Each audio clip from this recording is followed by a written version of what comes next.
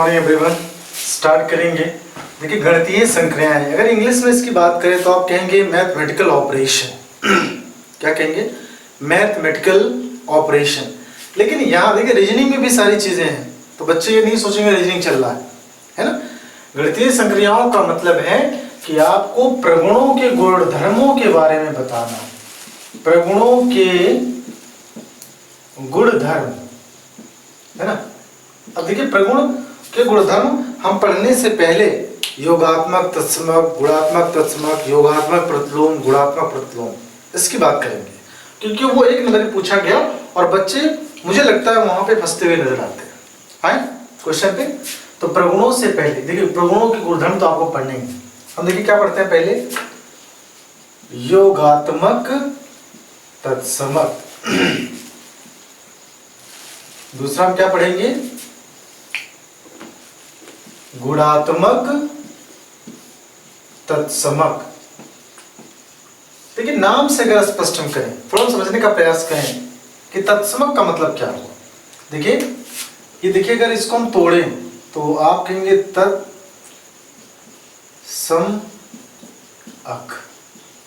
ये तो हुआ।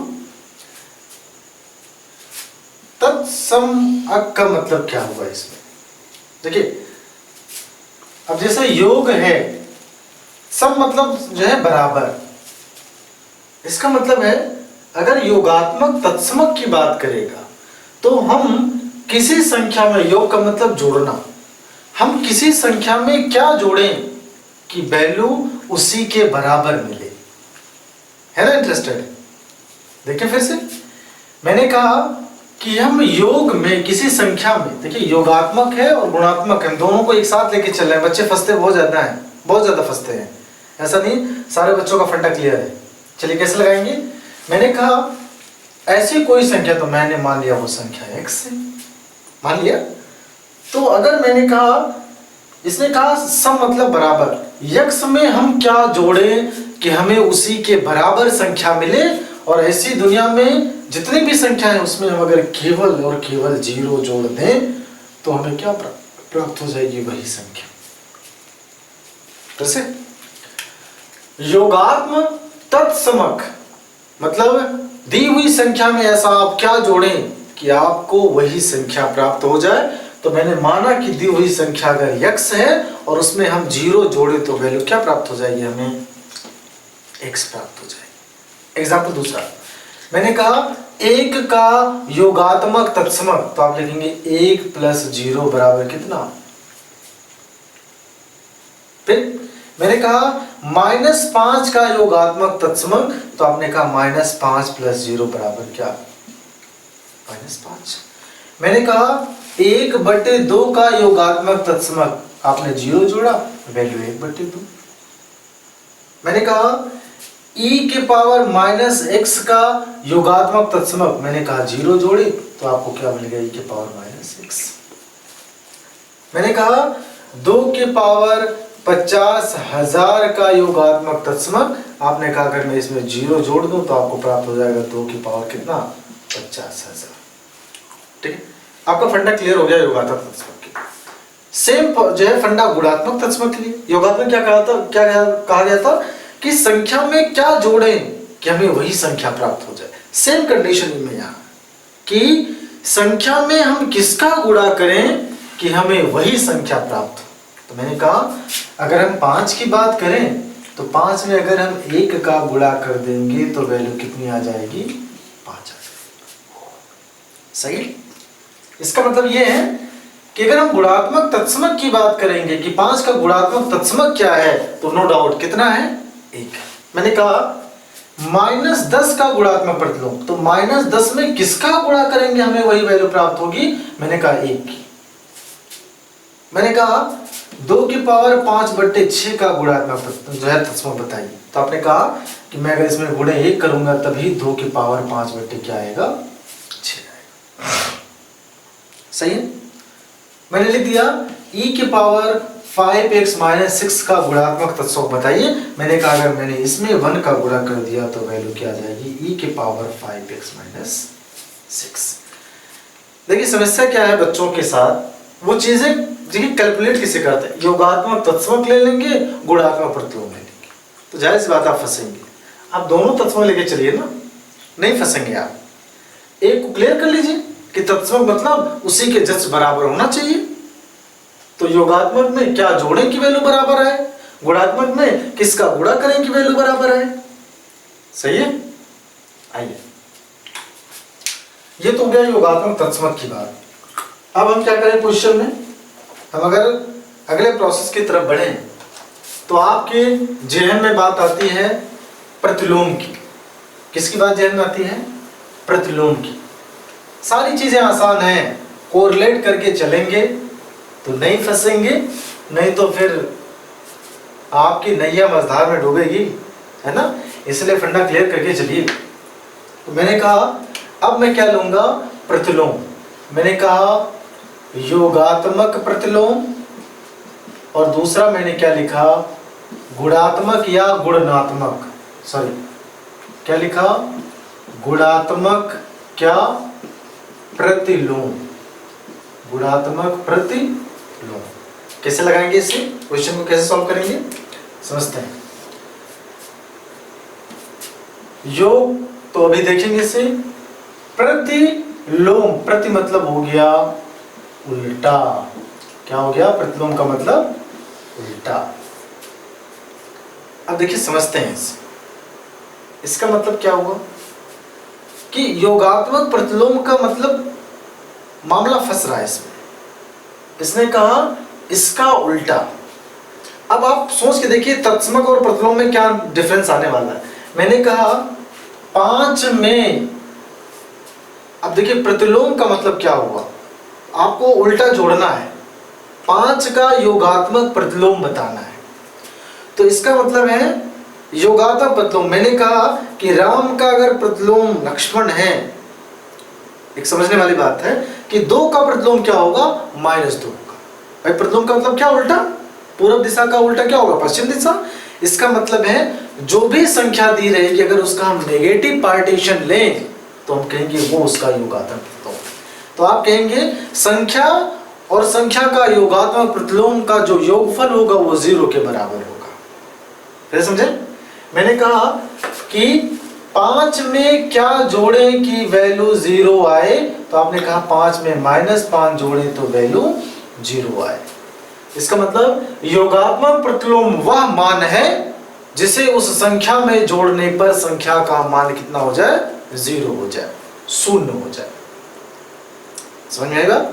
कैसे देखें, मैंने क्या कहा कि मैंने कहा योगात्मक प्रतिलोम का क्या मतलब हुआ कि संख्या में उसी का नेगेटिव वर्जन। जैसे मैंने देखिए क्वेश्चन क्या लिखा, मैंने कहा 6 का योगात्मक प्रतिलोम बताइए।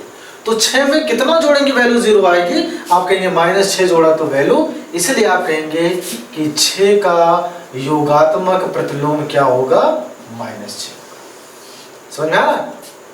6 का योगात्मक प्रतिलोम क्या होगा, -6 होगा। मतलब संख्या और संख्या के योगात्मक प्रतिलोम को अगर जोड़ा जाए तो उसकी वैल्यू 0 के बराबर होगी।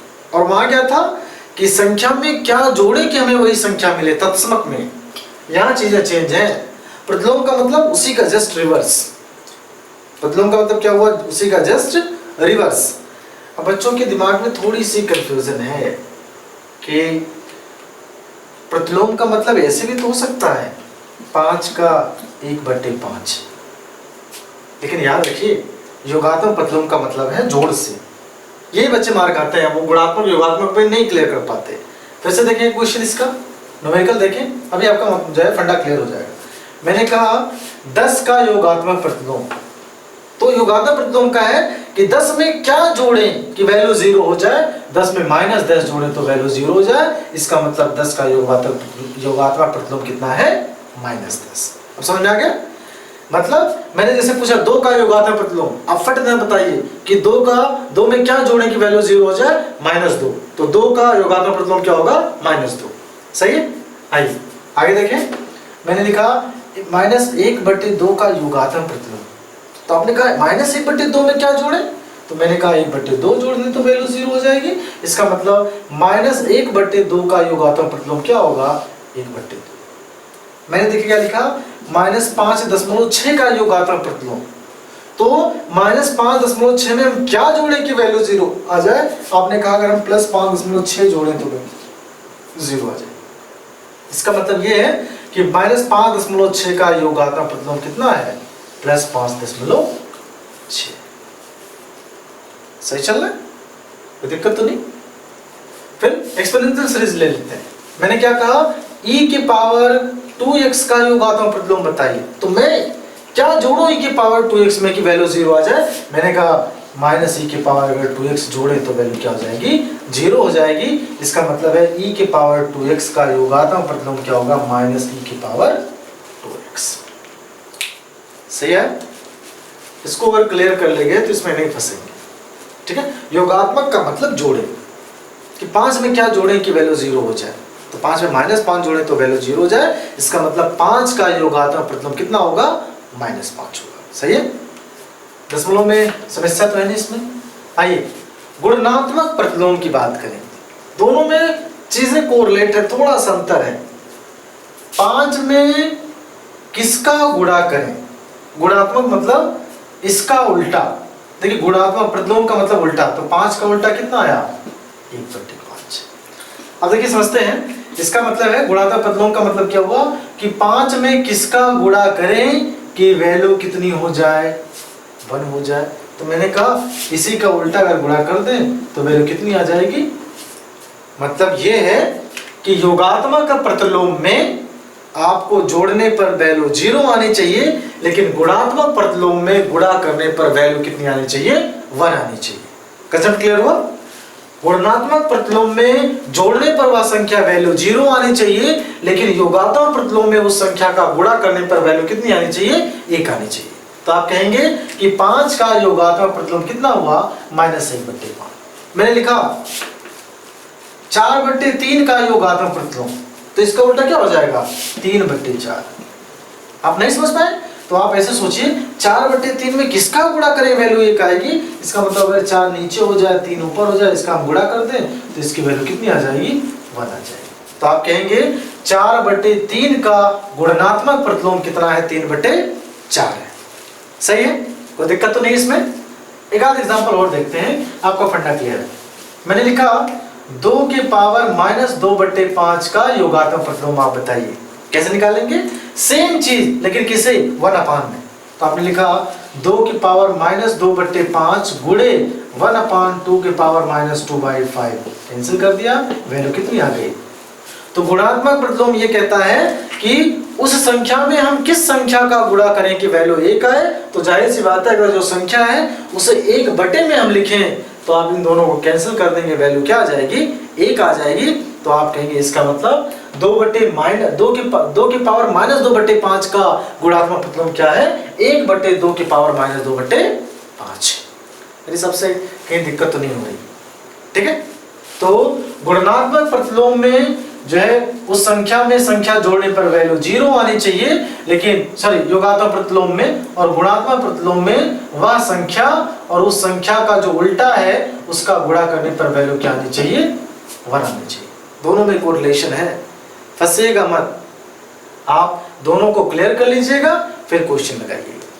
तो इसमें 4 तरीके के क्वेश्चन थे, आपने उसको देख लिए।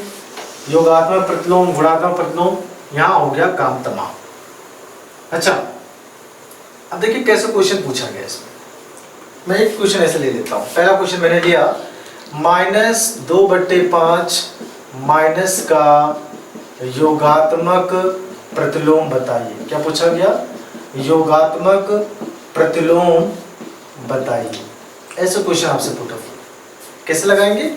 जब भी योगात्मक प्रतिलोम की बात आए, इसका मतलब हमें ऐसा क्या जोड़ना है कि वैल्यू 0 आए। ठीक है, तो एक चीज का ध्यान रखिए, आपको 1 माइनस अतिरिक्त बढ़ा देने हैं, वो हो जाएगा आपका आंसर। कैसे? मैंने कहा 5 का योगात्मक प्रतिलोम, तो आप क्या लिखते थे? -5, मतलब प्लस था, 1 माइनस बढ़ा। मैंने कहा -5 का योगात्मक प्रतिलोम बताइए, तो आप लिखते -5 ऑलरेडी है, 1 माइनस बढ़ा दीजिए। सही है? इसका मतलब अगर मुझे यहां लगाना होता तो मैं कैसे लगाता? मैं ऐसे लिखता -2/5 अगर योगात्मक प्रतिलोम चाहिए तो 1 - 1 बता दीजिए। सही है? अब आप चेक कर लीजिए, मैंने क्या कहा था, योगात्मक प्रतिलोम को जोड़ने पर वैल्यू 0 आनी चाहिए। चेक करिए, आपने लिखा minus minus plus 2/5, minus minus plus minus minus 2/5, cancel किया, वैल्यू क्या आ गई, 0 आ गई। और ये क्वेश्चन पूछा गया था, बच्चे उसमें फंस रहे थे। सही। तो जब भी योगात्मक प्रतिलोम की बात आई, आप तुरंत संख्या के आगे 0 माइनस लगाइए, वो कितना भी माइनस क्यों ना लगाओ, डजंट मैटर, आप ब्रैकेट लगाइए, एक माइनस अपने तरीके से बढ़ा दीजिए, वाह उस संख्या का योगात्मक प्रतिलोम कहलाएगा। सही है, आगे चले, आगे चलते हैं इसमें। तो मेरे हिसाब से गुणात्मक प्रतिलोम और योगात्मक प्रतिलोम का फंडा हो गया आपका क्लियर, दिक्कत तो नहीं है ना। अब बात आते हैं प्रगुणों के गुणधर्म पर। किस पर? प्रगुणों के गुणधर्म पर। देखिए, प्रगुणों के गुणधर्म, प्रगुणों के गुणधर्म, ठीक है। तो बेसिकली प्रगुण कई सारे प्रकार के हैं, बेसिकली प्रगुण कई सारे प्रकार के हैं, लेकिन हम केवल 4 विशेष प्रकार के प्रगुण ही आपके सिलेबस में पढ़ेंगे, है ना।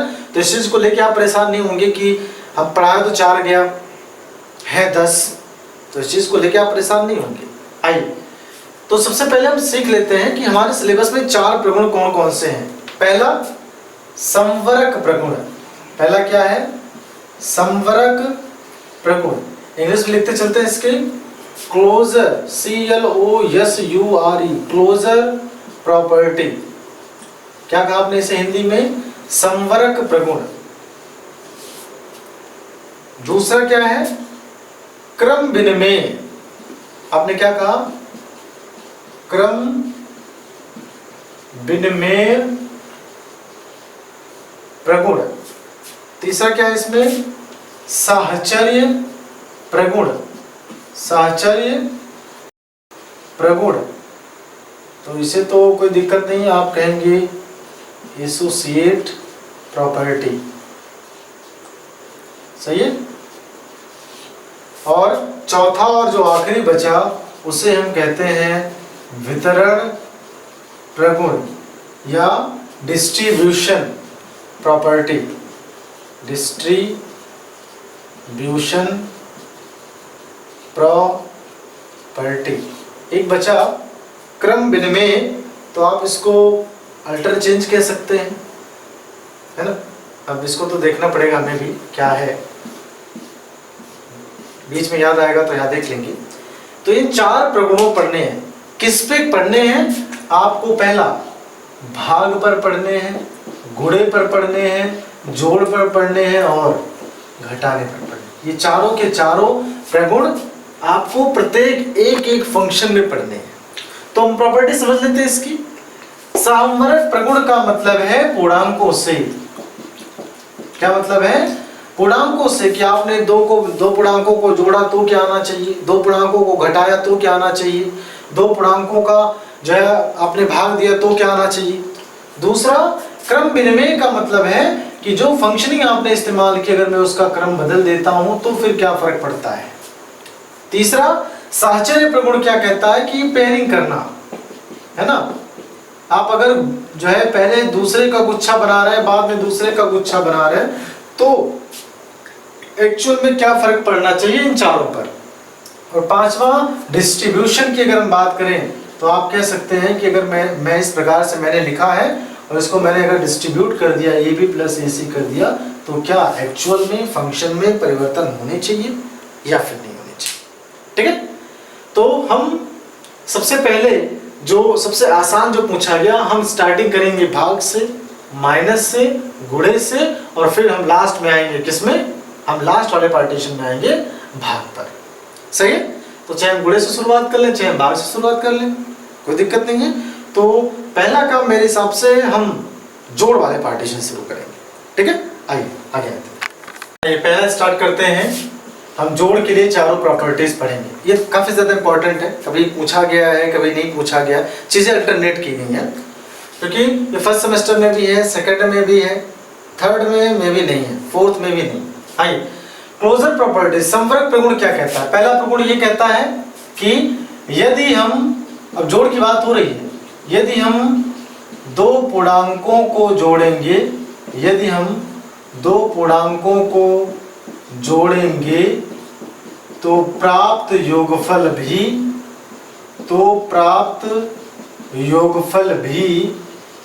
एक पूर्णांक होगा। तो प्राप्त योगफल भी एक पूर्णांक होगा। अब देखिए इसका क्या मतलब है, इसका मतलब मैंने दो में अगर 3 जोड़ा, दोनों पूर्णांक है तो वैल्यू पूर्णांक में आएगी। मैंने कहा -3 में -5 जोड़ा तो वैल्यू -8 आ गई, ये भी एक पूर्णांक है। मैंने कहा 1/2 में 2/4 को जोड़ा, 1/2 में 3/2 को जोड़ा तो वैल्यू आई 4/2, कैंसिल किया 2, तो आपने कहा ये भी एक पूर्णांक है। ठीक है, तो संवरक प्रगुण ये कहता है कि यदि आप दो पूर्णांकों को जोड़ेंगे तो उनसे जो प्राप्त आपका योगफल होगा वह भी एक पूर्णांक होगा। उनका एग्जाम्पल सीधे सीधे, ठीक है। तो आप ये कह सकते हैं कि अगर आपने a प्लस b में जोड़ा तो जो वैल्यू c आई, c भी एक क्या है, पूर्णांक है। किस कंडीशन में, अगर a और b दोनों के दोनों पूर्णांक हैं तो। ये पहला प्रगुण आ गया। संवरक प्रगुण काफी आसान है, ठीक है। दूसरा देखिए, इसमें दूसरा क्या है, दूसरे का मैंने इंग्लिश नहीं बताया और हिंदी क्या था उसका, क्रम विनिमय, ये था ना, क्रम विनिमय। इंग्लिश की अगर बात करें तो आप कहेंगे cumulative property, cumulative property. Hindi में क्या कहेंगे, क्रम विनिमय नियम। क्या हो गया, क्रम विनिमय नियम। सही, देखिए इसे कैसे लगाएंगे। अब इसमें क्या कहा गया कि अगर आप दो पूर्णांकों को जोड़ रहे हैं तो अगर आप उसका क्रम बदल देते हैं तो इसके एक्चुअल आंसर पर, एक्चुअल योगफल पर कोई परिवर्तन नहीं होता। सही है। क्या कहा इसने कि अगर आप 2 या 3 पूर्णांकों को आपस में जोड़ रहे हैं तो अगर आप इसके क्रम को आगे पीछे कर देंगे तो इसके परिणाम में कोई परिवर्तन नहीं होता है। देखिए एग्जाम्पल सीधे दिख रहा है। इसका मतलब आप क्या कह सकते हैं, अच्छे लैंग्वेज में अगर लिखें तो हम कह सकते हैं कि a प्लस बी प्लस सी बराबर b प्लस ए प्लस सी। तो इसका मतलब आप कह सकते हैं कि अगर योगफल में परिवर्तन नहीं आ रहा तो आप कहेंगे कि क्रम विनिमय नियम जो है वो योगफल पर या जोड़ पर पूर्णतया लागू होता है। ठीक है, पहला संवरक प्रगुण था तो वहां दो पूर्णांकों का योगफल हमेशा पूर्णांक आएगा जो कि वो योगफल पर लागू होता है। दूसरा, आपने अगर क्रम चेंज कर दिया तब भी योगफल पर कोई परिवर्तन नहीं पड़ता। इसका मतलब आप कह सकते हैं कि जोड़ पर क्रम विनिमय नियम पूरा का पूरा लागू होता है। सही है। अगला क्या आता है इसमें, तीसरा आप कहेंगे साहचर्य प्रगुण। तीसरा क्या है, साहचर्य प्रगुण। इसको भी देख लेते हैं।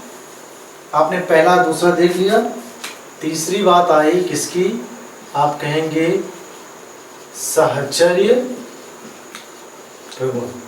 किसकी बात आई इसमें, साहचर्य प्रगुण की बात आई। ठीक है, इंग्लिश क्या होगा इसका, एसोसिएटिव प्रॉपर्टी, एसोसिएटिव प्रॉपर्टी। और देखिए साहचर्य प्रगुण क्या कहता है। साहचर्य प्रगुण क्या कहता है कि अगर आप, मैं मान लेता मेरे पास a है, b है, c है, जोड़ का वैल्यू था, जोड़ दिया आपने, मैं इसके सेम प्रॉपर्टी यहां लिखता हूं a प्लस बी प्लस सी। तो साहचर्य प्रगुण ये कहता है कि प्रथम बार हम किसी दूसरे का ग्रुप बनाएं, दूसरी बार हम किसी दूसरे का ग्रुप बनाएं तो क्या इसके योगफल में परिवर्तन आएगा, नहीं आ रहा। अंक रखिए तब समझ में आएगा। मैंने कहा 2 प्लस 3 प्लस 4, यहाँ भी आपने लिखा 2 प्लस 3 प्लस 4। पहले आपने इसकी पेयरिंग कर दी, बाद में इसकी कर दी। 3 2 5 प्लस 4 और यहाँ आपने लिखा 2 और प्लस 7, 5 4 9 बराबर 9। क्या फाइनल आंसर में कोई परिवर्तन आया, नहीं है। इसका मतलब आप कह सकते हैं कि साहचर्य जो प्रगुण है वो जोड़ पर पूरा पूरा लागू होता हुआ दिख रहा। सही है। तो साहचर्य प्रगुण क्या कहता है कि अगर किसी भी 3 क्रमबद्ध या बिना क्रमबद्ध जो है मेंबर्स हैं तो पहले हम किन्हीं दूसरे का पेयरिंग करेंगे, बाद में अगर किसी दूसरे का पेयरिंग कर रहे हैं जोड़ में, तब भी वहां पर साहचर्य प्रगुण पूरा पूरा लागू होता है। सही है, क्लियर है, कोई दिक्कत तो नहीं। अगला और लास्ट आता है डिस्ट्रीब्यूशन लॉ। क्या आता है? Distribution law. चलिए अब सवाल ये आता है कि क्या योग पर डिस्ट्रीब्यूशन लॉ एप्लीकेबल है? तो मेरा सीधा सा सवाल है नहीं है, क्योंकि योग पर डिस्ट्रीब्यूशन लॉ नहीं लगता। चलिए चौथा इसमें क्या आता है, आप लिखेंगे जोड़ का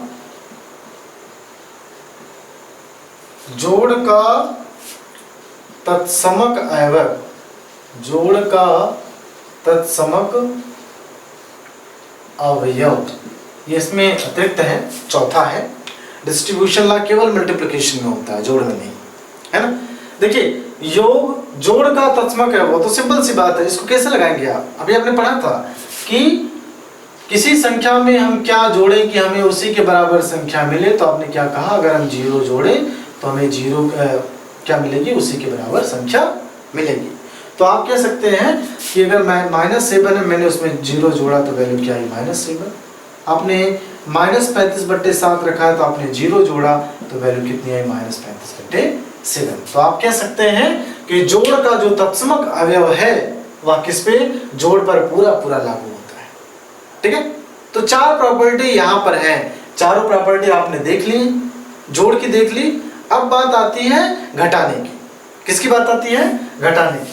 हमें ये देखना है क्या घटाने पर इसके चारों जो फंडामेंटल हैं वह लागू होते हैं या फिर नहीं होते। जोड़ का आपने काम तमाम कर दिया, बात आती है अब घटाना, है ना, सब्सट्रैक्शन। तो पहला क्या था इसमें, अब सीधे हिंदी देखते हैं। पहला था संवरक प्रगुण। पहला क्या था? संवरक प्रगुण। संवरक प्रगुण किसे आपने कहा कि यदि जोड़ में क्या था, यदि दो पूर्णांकों को हम आपस में जोड़ते हैं तो योगफल जो प्राप्त होगा वो क्या प्राप्त होगा, एक पूर्णांक प्राप्त होगा। सेम कंडीशन घटाने में कि यदि हम दो पूर्णांकों को घटाते हैं, यदि हम दो पूर्णांकों को घटाते हैं, दो पूर्णांकों को घटाते हैं तो घटाने पर प्राप्त संख्या भी एक क्या होगा, पूर्णांक होगा। प्राप्त संख्या भी एक पूर्णांक होगा। एज एग्जांपल मैंने कहा 3 में से 2 घटाया, वैल्यू 1 आई, एक पूर्णांक। फिर मैंने लिखा -7 + 5, बड़े देखिए विपरीत चिन्ह होने पर चीजें घटी, 7 में से 5 गया, वैल्यू 2 और -1 -2, ये भी एक पूर्णांक। देखिए पूर्णांक का मतलब ये हुआ, अगर मैंने संख्या रेखा बनाई, ये 0 मैंने बना दिया, संख्या रेखा बना दी, तो जैसे जैसे दाहिनी तरफ आप जाएंगे संख्याओं का मान कम होता जाएगा और बढ़ता जाएगा, और जैसे ही जैसे आप बाईं तरफ जाएंगे संख्याओं का मान, तो 0 के साथ नेगेटिव और पॉजिटिव अगर दोनों को हम कंसीडर करते हैं तो हम कहते हैं ऐसी संख्याएं पूर्णांक संख्याएं कहलाती हैं, इंटीजर्स नंबर कहलाते हैं। सही है। चलिए तो मैंने क्या कहा कि घटाने पर भी हमने देखा कि अगर a - b मैंने किया बराबर c आया, तो आप कहेंगे अगर a पूर्णांक है, b पूर्णांक है, तो इसके कथनानुसार c भी क्या होगा, एक पूर्णांक होगा। ये हो गया संवरक प्रगुण। दूसरा इसमें क्या है? दूसरा इसमें था क्रम विनिमेय नियम या फिर क्रम विनिमेय प्रगुण। दूसरा क्या था? क्रम विनिमेय क्या प्रगुण। अब ये आपको देखना है कि क्या क्रम विनिमेय प्रगुण घटाने पर लागू होता है। चेक करिए, मैंने कहा 4 - 5 था, क्रम चेंज कर दिया 5 - 4, यहां देखिए वैल्यू क्या आई, -1, यहाँ वैल्यू क्या आई, +1। तो क्या चीजें एप्लीकेबल हो रही? नहीं एप्लीकेबल हो रही। मतलब आप कह सकते हैं कि घटाने पर क्रम विनिमेय जो है, क्रम विनिमेय जो प्रगुण है वो फॉलो नहीं करता। दूसरा एग्जांपल ले लेते हैं, 12 - 9 बराबर 9 - 12, ये वैल्यू पॉजिटिव में आ गई, ये वैल्यू नेगेटिव में आई, दोनों चीजें बराबर हैं? नहीं बराबर है। तो आप सीधे सीधे कहेंगे कि घटाने पर क्रम विनिमय नियम जो है वो फॉलो नहीं करता। सही है। तीसरी प्रॉपर्टी इसमें क्या है, आप कहेंगे साहचर्य प्रगुण। तीसरी इसमें क्या है, साहचर्य प्रगुण।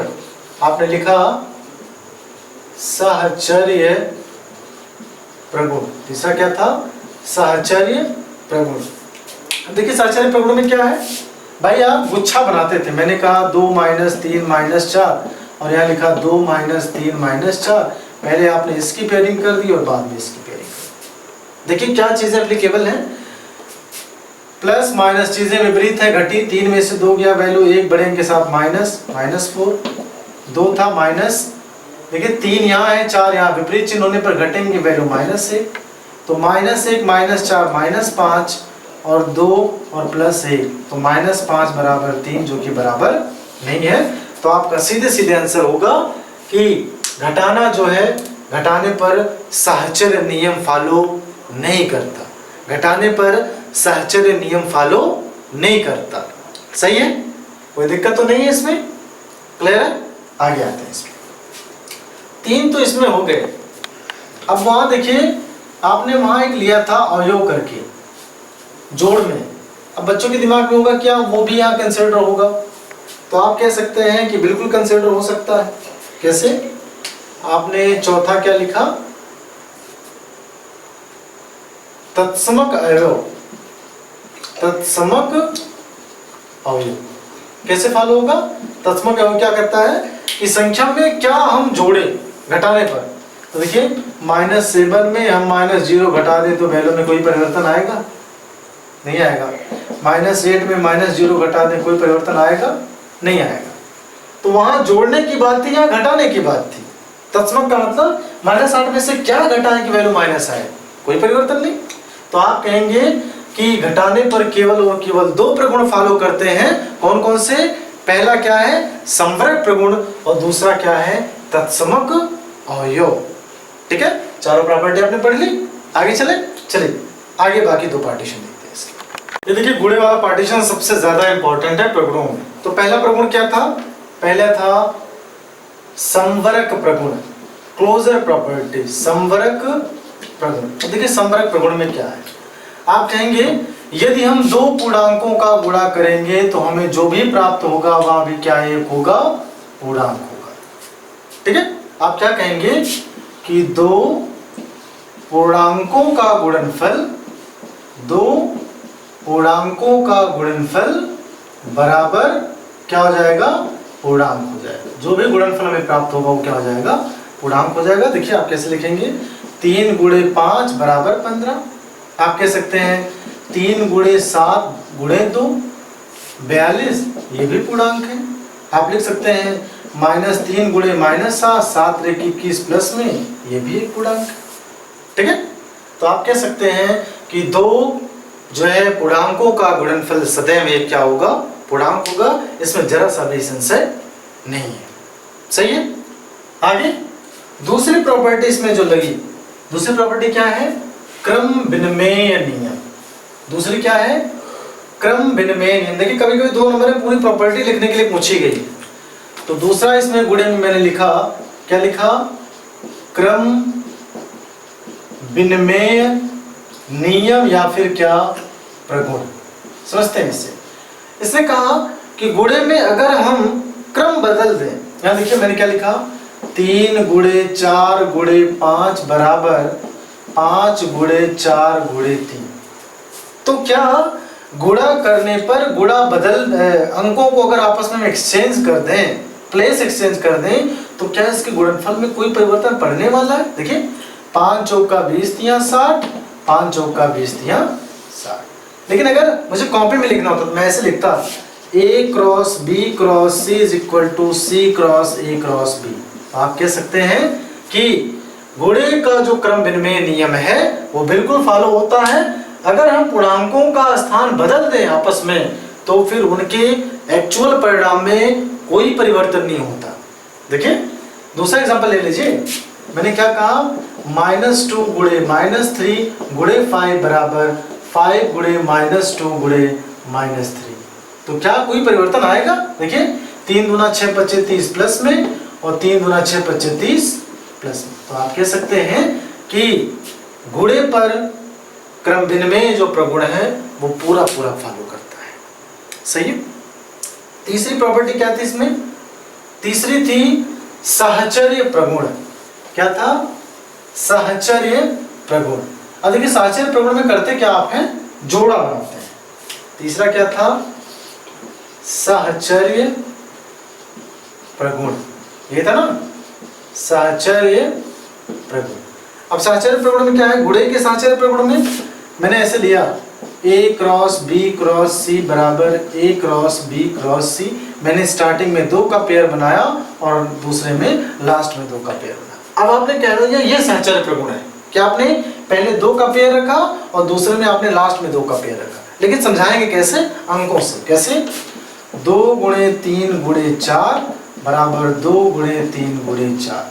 पहले मैंने इसका गुच्छा बनाया फिर इसका गुच्छा, मतलब पहले इसका गुणा मैंने किया 3 दूना 6 गुणे 4 और 2 4 तियां 12, 6 चौका 24 और 12 दूना 24। तो आपने क्या कहा कि जो साहचर्य प्रगुण है वो गुणे पर भी पूरा पूरा लागू होता है। ठीक है। अच्छे शब्दों में आपको लिखना है तो आपको ऐसे लिखना पड़ेगा कॉपी में, अदरवाइज आप एक एग्जाम्पल भी समझा सकते हैं। एक और एग्जाम्पल है इसमें, आपका फंडा क्लियर है? थोड़ा सा मैंने बदलाव कर दिया। मैंने लिखा 1/2 गुणे 3/4 गुणे 2 बराबर 2 गुणे 1/2 गुणे 3। देखिए क्रम चेंज कर दिया, साहचर्य में क्रम नहीं चेंज कर सकते। 3 गुणे ये 4 और गुणे 2। पहले मैंने 2 की पेयरिंग की और यहाँ पे लास्ट में ये पेयर होने का मतलब पहले आप पेयर वाले को सॉल्व करेंगे फिर बाहर वाले को। यहाँ देखिए 3 एकम 3 और 4 दूना 8 गुणे 2 बराबर 1/2 2 दूना 4। तो कितना आया? 3/2। देखिए 2 चौका 8 वैल्यू आई 3/4 बराबर 3 एकम 3 और 2 दूना 4। तो आप ये कह सकते हैं कि जो साहचर्य प्रगुण है वो गुणे पर पूरा पूरा फॉलो होता हुआ दिखता है। सही है। आगे आइए आगे देखते हैं। आखिरी इसमें और सबसे इंपॉर्टेंट है जिससे क्वेश्चन हर साल लगभग ये पुट ऑफ ही हो जाते हैं, वो क्या है? डिस्ट्रीब्यूशन लॉ ऑफ मल्टीप्लिकेशन, जिसे हम कहते हैं गुणे का वितरण नियम। क्या कहते हैं? गुणा का वितरण नियम, डिस्ट्रीब्यूशन लॉ ऑफ मल्टीप्लिकेशन। इसको समझते हैं, थोड़ा सा बढ़िया है। गुणे का वितरण नियम से मतलब ये है कि मैंने देखिए ऐसे लिखा A B प्लस C। अब इसको एक्सप्लेन कर दीजिए। सॉरी, आपने लिखा AB प्लस AC। आप इसे कहेंगे this is the distribution of multiplication. Sorry, इसे आप कहेंगे यह है गुणे का वितरण नियम। क्या है ये? गुणे का वितरण नियम। कैसे मानेंगे इसे? कि 2 का जोड़ देगा 1 से गुणा करवा देगा, घटा नहीं सकता है, घटाना लगा दिया इसका गुणा करवा देगा। मतलब आप एक जगह ब्रैकेट में करेंगे दूसरी तरफ एक्सपेंड कर देंगे। तो आपको साबित करना है कि क्या गुणे पर वितरण नियम फॉलो होता है। आइए चेक करते हैं। मैंने वैल्यू रखी 2 और 3 प्लस 4 बराबर, आप इसे क्या लिख सकते हैं? 2 गुणे 3 प्लस 2 गुणे 4। इसको सॉल्व करिए। 2 4 3 7 बराबर 2 तियां 6 4 दूना 8 2 7 14 बराबर 8 6 14। तो आप कह सकते हैं कि LHS RHS के बराबर है। इसका मतलब ये है कि जो वितरण नियम है वो गुणे पर पूरा पूरा फॉलो होता है। ठीक है। तो 4 प्रॉपर्टी इसकी थी, आपने चारों देख ली। एक आध और देख लेते हैं इसमें, क्योंकि बच्चों को कंफ्यूजन ज़्यादा रहता है कि आसान बता दिया टफ आपने बताया ही नहीं। होता है कि नहीं होता? मैंने लिखा 0.5 1 प्लस 1.5 बराबर, दशमलव में ले लिया, गुणा करें इसका। तो आपने लिखा 0.5 का 1 में करेंगे 0.5 गुणे 1 प्लस 0.5 गुणे 1.5। इसको सॉल्व करिए। 0.5 और इसको मैं लिख सकता हूँ 2.5 बराबर 0.5 का 1 में गुणा 0.5 प्लस 15 पचे 75 2 के बाद 10। यहाँ ये 25 पंजे 125, कितने के बाद 1 यहाँ 1 यहाँ। ये गड़बड़ हो रहा है क्या? यहाँ देखिए 0.5 था, 1 है, फिर 0.5 है, 1.5 है, तो देखिए गड़बड़ी क्या हुई, यहाँ इसको आप जोड़ते 1 + 1.25, ठीक है। तो कितने स्थान के बाद दशमलव है इसमें, 25 पंजे 125, 2 स्थान के बाद दशमलव। यहाँ जोड़िए, कैसे जोड़ते, 75, ये 0 बढ़ा दीजिए, 2 अंक हो गया, 0 और 5, 5 7 5 12, 2 के बाद दशमलव। तो आपने देखा 1.5 यहाँ है, 1.5 यहाँ है। इसका मतलब ये है कि जो डिस्ट्रीब्यूशन लॉ है वो गुणे पर पूरा पूरा फॉलो होते हुए नजर आता है, ठीक है। आखिर इसमें क्या बचा हुआ है, भाग का। हमें देखना है बारी बारी से कि क्या भाग की प्रक्रिया जो इसके प्रगुण है वो कहीं पर भी लागू होता हुआ नजर आ रहा। अगर आता है तो साबित करके दिखाइए कि भाग पर वो सारी संक्रियाएं एप्लीकेबल हैं या फिर नहीं। आइए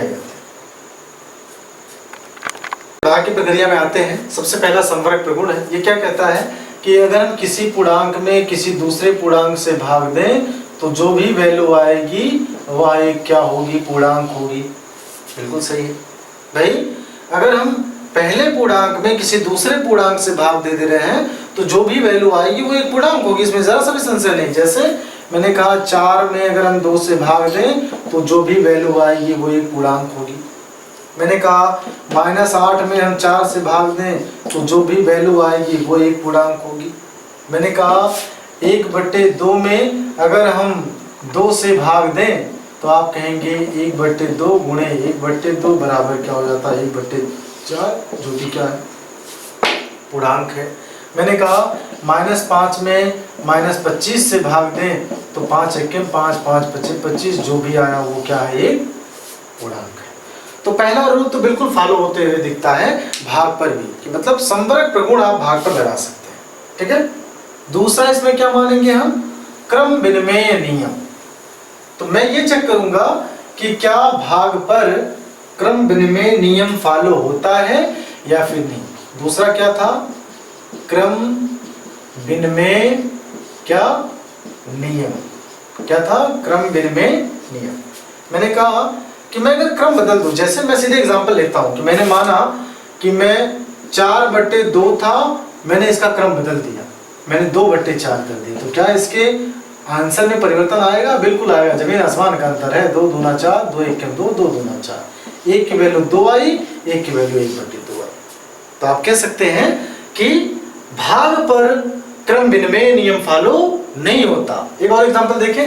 मैंने कहा 25 में हम 5 से भाग दें और 5 में 25 से भाग दें, सही है। दोनों देखिए अलग अलग हैं। 5 25 25 और 5 एकम 5 5 25 25। आप कह सकते हैं यहाँ 5 आया, यहाँ 1/5 आया, दोनों बराबर नहीं है। इसका मतलब ये है कि आप कह सकते हैं कि क्रम विनिमय नियम जो है वह भाग पर फॉलो नहीं करता, ठीक है। तीसरा क्या है इसमें, सहचर्य प्रगुण। ये इंपॉर्टेंट है, मजा आएगा इसको समझाने में। तीसरा क्या था, सहचर्य प्रगुण। सहचर्य प्रगुण मैंने क्या कहा, भाग की प्रक्रिया है। ये देखिए मैंने लिखा 4/8/4। फिर यहां मैंने लिखा, आप इसे लिख सकते हैं, हाँ ऐसे बनाते हैं, संख्या वही होनी चाहिए। यहाँ लिखिए 4/8/4। आपने पहले इसकी पेयरिंग बनाई और बाद में इसकी पेयरिंग बनाई। सहचर का मतलब क्या हुआ, आपको जोड़े ही तो बनाने हैं। स्टार्टिंग में दोनों का जोड़ा बनाया तो आप देखिए क्या लिख सकते हैं इसे, 4/8/4 बराबर 4/8/4।